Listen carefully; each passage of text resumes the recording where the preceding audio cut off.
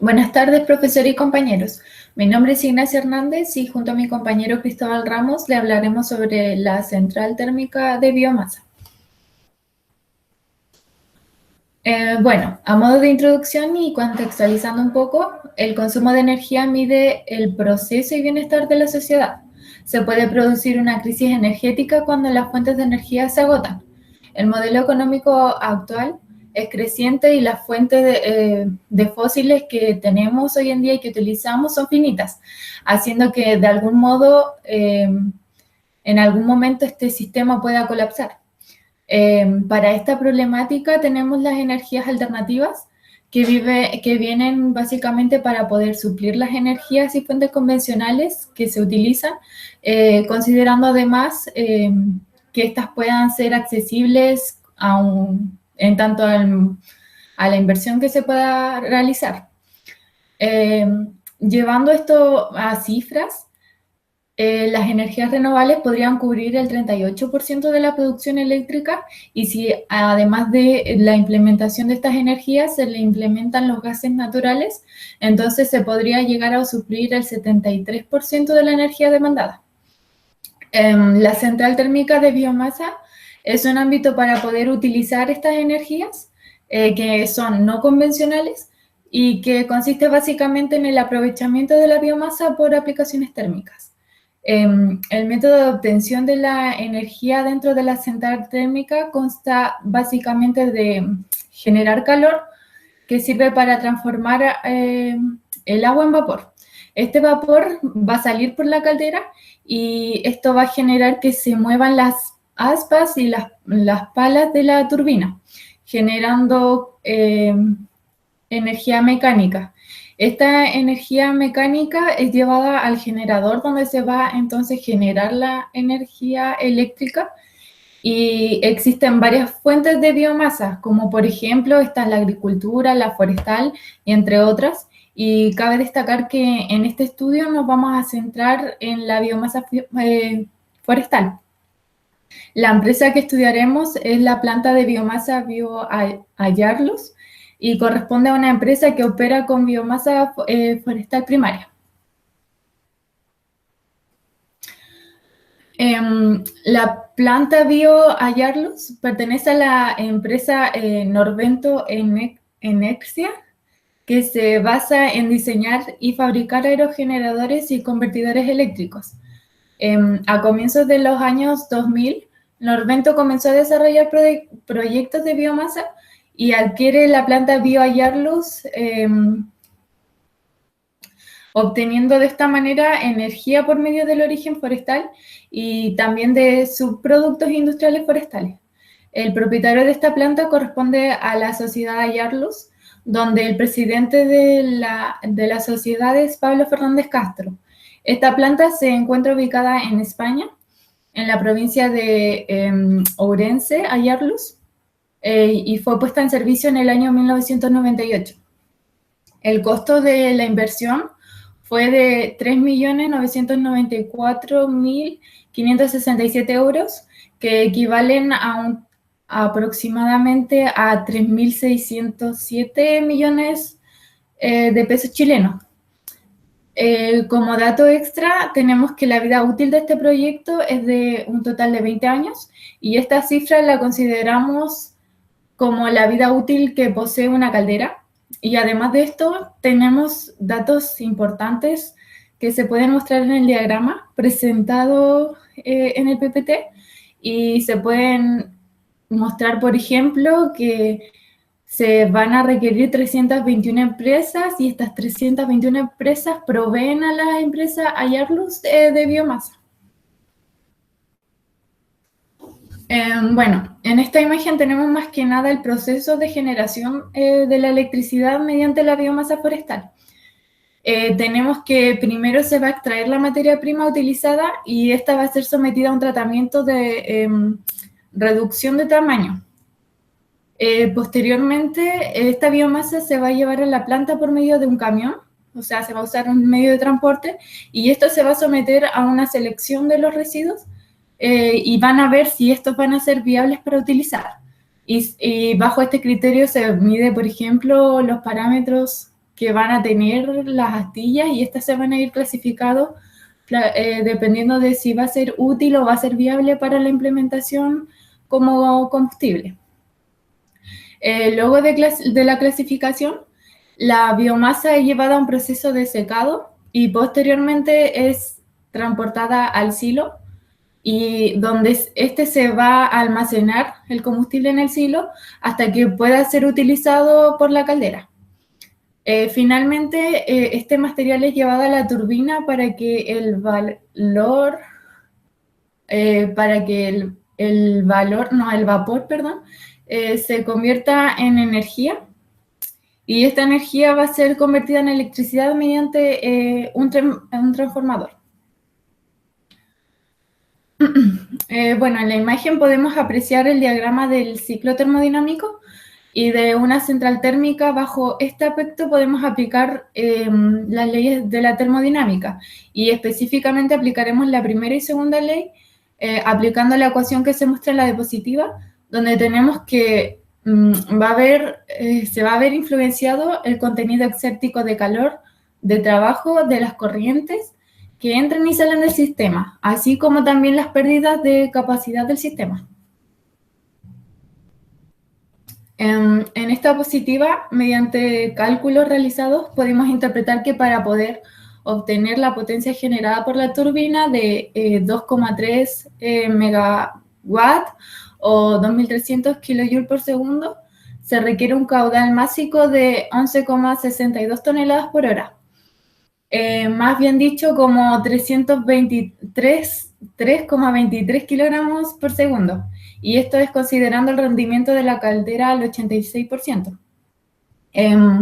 Por otro lado, también tenemos el balance de energía del sistema, donde básicamente depende de las exergías de la materia, de tanto la que entra y la que va a salir del sistema.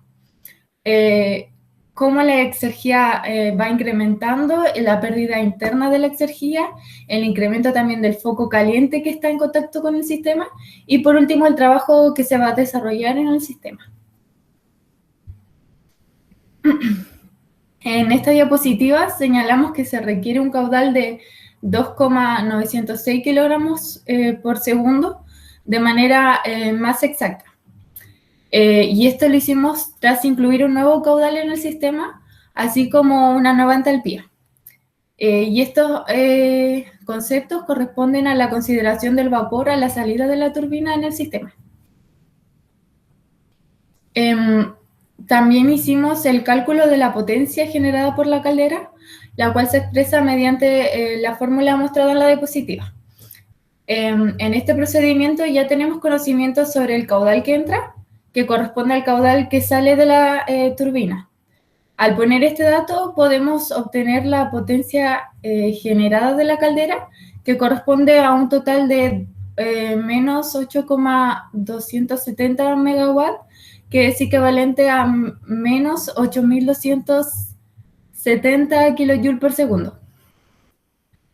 Por otro lado, realizamos también el cálculo de la potencia de la bomba, donde tuvimos una potencia de 26 kilowatts, equivalente a 26 kilojoules por segundo, y en este cálculo se consideraron las presiones de vaporización y de condensación, la eficacia de la bomba, y además de la densidad del fluido y el caudal de trabajo. Otro cálculo que se realizó fue la potencia disipada por el condensador, donde obtuvimos un resultado de 5.997,48 kilojoules por segundo, y para este cálculo utilizamos un caudal de 2,634 kilogramos por segundo, y este corresponde al caudal que fue el de la salida de la turbina y que por lo tanto es el mismo que entra al condensador. De manera anexa calculamos también la potencia total de refrigeración y el caudal necesario del agua para poder condensar el vapor que sale de la turbina, donde obtuvimos básicamente un valor de 6.034,1 kilojoules por segundo. Y para la potencia de refrigeración, o sea, ese valor fue para la potencia de refrigeración, y 143,992 kilogramos por segundo la obtuvimos como la cantidad necesaria para la condensación del vapor. Como últimos datos obtenidos, realizamos el cálculo de rendimiento correspondiente al rendimiento neto del ciclo de Rankine, que se puede expresar como la ecuación señalada en la diapositiva.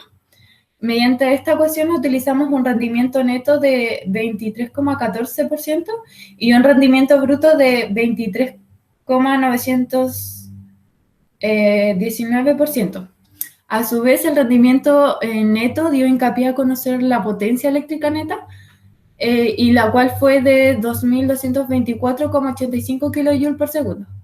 Finalmente, podemos decir que para poder producir los 2,3 megawatts se necesitan una biomasa necesaria de 486,94 kilogramos por hora, considerando la potencia necesaria de 8.280.000 kJ por hora sobre el poder calorífico de 17.004 kilojoule por kilo hora. Tiene que ver con el ámbito monetario, ya que cuando uno quiere instalar, mejor dicho, una planta de biomasa, los costos monetarios son mucho más elevados que cuando uno quiere instalar una planta con combustibles convencionales. ¿Y esto a qué se debe? Esto no se debe simplemente a la falta del desarrollo en sistemas de producción que no existe para algunos componentes, sino que también se debe a que las características que se requieren para, para los equipos que utilizan la conversión de la biomasa son muy especiales, son muy específicas. Por lo que esto genera un impacto, ya que la biomasa llega a la implementación de co-combustible en las centrales térmicas. ¿Y qué es lo que pasa? Que cuando del 100% que se requiere de energía para terminar un proceso, el 70% va a ser con biomasa, pero el otro 30% lo van a tener que cubrir algún tipo de combustible tradicional.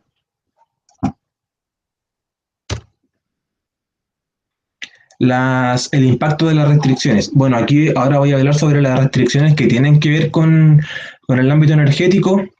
La primera es la baja densidad de la biomasa, lo que provoca una necesidad de utilizar combustibles, como dije anteriormente, para poder alcanzar los niveles de producción esperados, y también la utilización de procesos como la densificación para que se aumente la densidad aparente de la biomasa.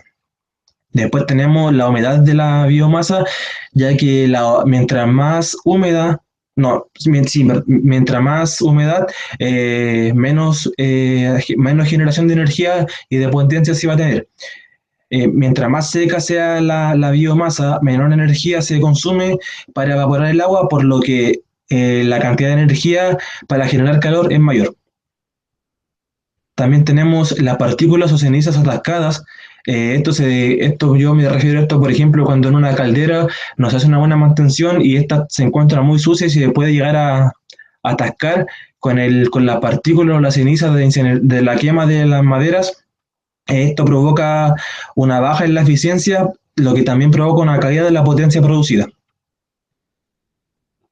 Después tenemos el uso de codos en las instalaciones. Esto es muy habitual y los codos son uno de los factores que se puede ver en cualquier tipo de industria o de fábrica, ya que el uso de codos disminuye el rendimiento aumentando los niveles de pérdida de carga. Y en base a todas estas restricciones o impactos, se nos genera un nuevo balance de energía que podemos ver en la tabla, en esa tablita, que este nuevo balance de energía es provocado, como bien dice ahí, por la disminución de la energía. Y se puede decir que esta es una energía renovable. Podemos decir que sí, ya que es una fuente natural, inagotable, o que es capaz de regenerarse por medios naturales. Pero tenemos que tener en cuenta también que el uso desmesurado, de esta fuente de energía puede ser una amenaza para tierras fértiles y bosques, ya que se puede agotar. Pero como bien dice ahí, que es capaz de regenerarse por medios naturales. Si es que uno quiere usar la biomasa como fuente de energía, tiene que hacerlo sabiendo que tiene un alcance ilimitado y que solo se puede considerar sostenible dentro de límites razonables y sin ejercer presión sobre el uso de los suelos y de los bosques. Los flujos de energía dentro del proceso. Estos flujos de energía siguen los pasos del proceso en el ciclo de Rankine. Esto es un dato importante ya que la producción de biomasa puede producir biogás, biocombustible y producción de energía. Bueno, primero tenemos el tratamiento de la biomasa, en donde se reduce el tamaño de la materia prima en sí, por lo que aquí tenemos la aparición de la energía cinética o el uso de energía cinética. Después tenemos los distintos tipos de almacenamiento, en donde la biomasa se almacena hasta que la caldera requiere su utilización, ya que estos son procesos automáticos, donde tenemos el uso de energía potencial. Después tenemos la conversión de la biomasa en combustible, donde encontramos energía química, ya que aquí se desprende carbono por la quema de la madera.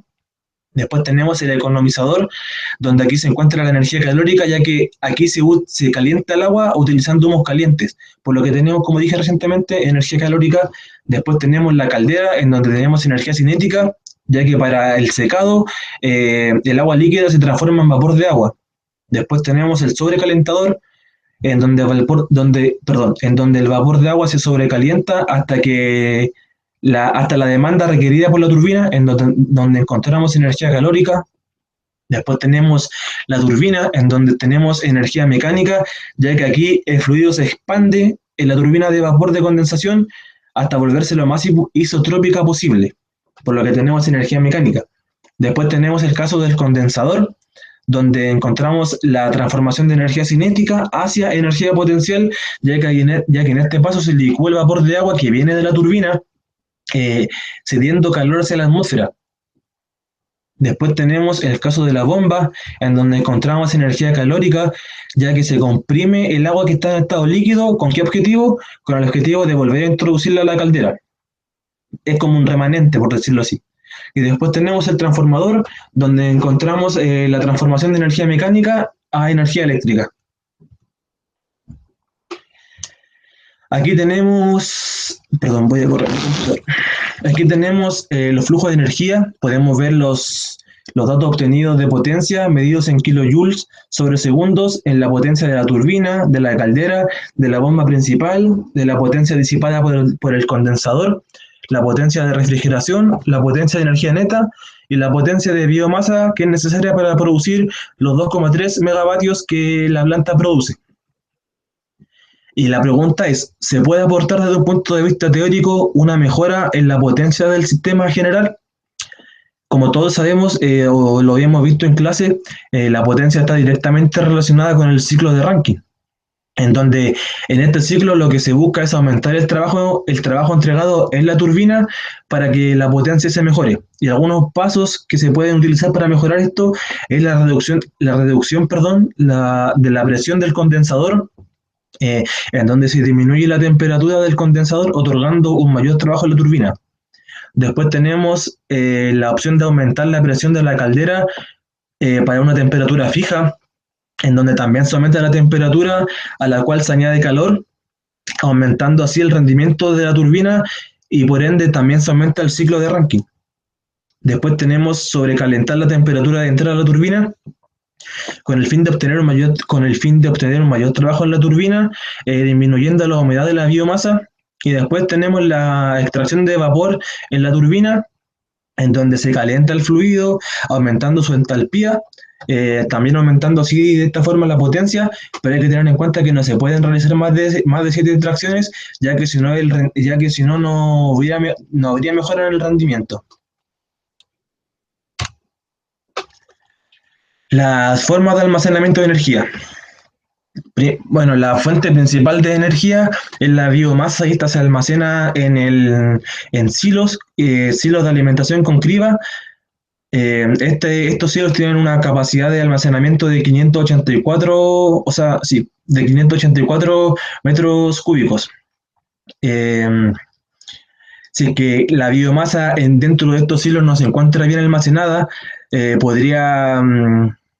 como se dice, se podría ver afectada en cuanto, por ejemplo, a un aumento de humedad, lo que significaría una disminución en el rendimiento del proceso, ya que mientras más húmeda es la materia prima, que es la biomasa, el proceso no va a ser tan eficiente. Después tenemos el calderín, que es un depósito de almacenamiento de agua y vapor en donde este se encarga de mezclar estos dos componentes, y si que no se produce una buena mezcla, los niveles de potencia bajan, ya que el calderín es el encargado de alimentar las paredes de agua y los tubos de sobrecalentamiento. Después tenemos la caldera, donde se genera vapor de agua y grandes cantidades de calor, y si que no se produce un buen trabajo en la caldera, eh, esta es la que se encarga de liberar el vapor de agua, por lo que si es que no se hace una buena liberación en la caldera, también baja el rendimiento del proceso. Y por último tenemos la turbina, en donde se transforma la energía del vapor en energía mecánica. Perdón, voy a ocultar aquí. Ahí sí. Dice, ¿cómo propondría mejorar el almacenamiento de esta energía de manera de minimizar las pérdidas de rendimiento? Bueno, con mi compañera llegamos a un consenso en que lo primordial para minimizar las pérdidas de rendimiento sería implementar sistemas de primera calidad. Aunque los costos pudiesen ser elevados, pero a futuro o largo plazo esto se repondría, ya que para que tengamos un proceso realmente eficiente con la generación de energía que se requiere o que uno piensa o que uno estima, mejor dicho, es ideal que las máquinas sean de primera calidad, todos los componentes. Después las materias primas también, yo creo que está dentro del primer igual, de la primera necesidad, las materias primas en óptimas condiciones, ya que, por ejemplo, si es que llegan maderas o residuos agrícolas que se encuentran en malas condiciones, no van a ser tan eficientes como una materia prima virgen, una materia prima que esté libre de algún componente que reduzca su funcionalidad. Después tenemos el no usar remanente, que yo creo que está vinculado con el tema de materias primas en óptimas condiciones, ya que no es bueno volver a usar lo que sobró, por decirlo así, del proceso anterior en el nuevo proceso. Puede ser como una recirculación de los residuos sobrantes. Y también tenemos la optimización de los tiempos de producción, que yo creo que para que una producción sea más eficiente, los tiempos tienen que ser bien establecidos. Bueno, como conclusión, la biomasa forestal de manera general se encuentra limitada por los métodos utilizados para su pretratamiento, así como para su conversión. También tenemos que tener en cuenta que es imprescindible el análisis de instalación de aprovechamiento energético para que así se elijan con mayor certeza los mecanismos de mayor rendimiento, los cuales sean más viables para una central de biomasa.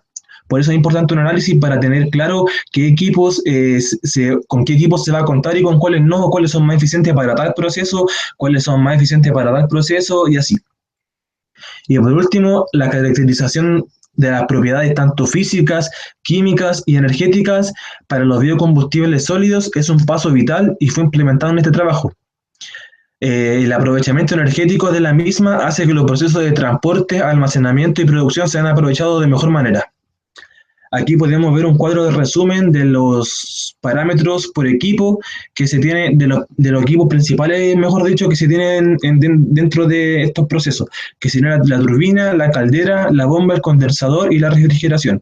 En la refrigeración, los 25 grados Celsius y los 2 bar se refieren a temperaturas y presiones de salida. Y por último, discusión y aplicaciones en la vida profesional. Como dijimos anteriormente en un punto, existen varias limitaciones en los sistemas de obtención de energía que se pueden evitar implementando desde un principio, como dijimos, la idea principal, que eran equipos de excelencia y que la labor primordial de tu equipo sea alcanzar el máximo rendimiento, o sea, que trabajen casi con un 100% de eficiencia, aunque todos sabemos que eso es imposible, pero el máximo de eficiencia que se puede otorgar por equipo. La mayoría de los sistemas de optimización de energía utilizan máquinas que tienen bajo costo de operación, por lo que claramente el proceso es bastante rentable. Además que en este caso cada uno de los equipos funcionaba por encima del 75% de eficiencia, por lo que el proceso se lleva a cabo de manera muy eficaz. Y bueno, como futuros ingenieros ambientales, nosotros con mi compañera, estas son opiniones compartidas junto con mi compañera Ignacia, ya que por temas de edición lo voy a decir yo. Como futuros ingenieros ambientales podríamos ser participantes primordiales o actores principales en la intención de mejorar la calidad de la biomasa con materia en sí, buscando técnicas para poder mejorar su calidad, como para poder bajar los niveles de humedad, para que encontrar materias primas que sean más vírgenes, para poder tener un mejor proceso y así aumentar los niveles de producción de la energía, que es lo que se busca.